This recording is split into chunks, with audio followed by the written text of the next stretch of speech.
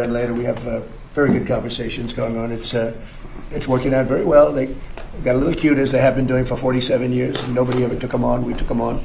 They have no Navy. They have no Air Force. They have no leaders. They have no nothing. Actually, their leaders are, it is regime change. You call that enforced regime change. But we're talking to them. They wanted to close up the strait again, you know, as they've been doing for years.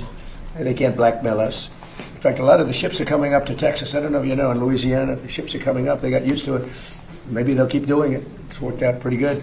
But it's going actually along very well. And we'll see. But we'll have some information by the end of the day. We're talking to them. And, you know, we're taking a tough stand. They've killed a lot of people. A lot of our people have been killed. A lot of your fellow soldiers have been killed over the years by Iran. The roadside bomb.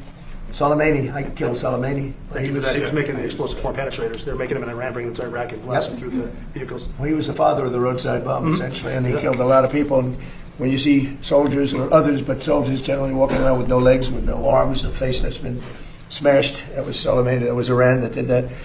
So we have a much different view on it than other presidents. They've gotten away with murder for 47 years. They're not getting away with it anymore. Now, this is my message to Iran.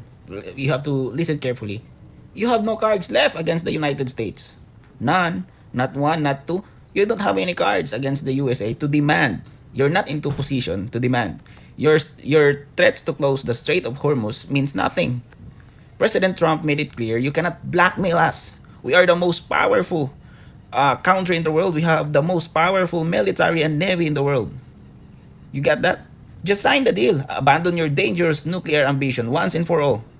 Do it for the world peace. Do it for your own people. And to avoid consequences, you cannot survive. You know, the choice is yours, but time is running out also. You have to decide now, Iran.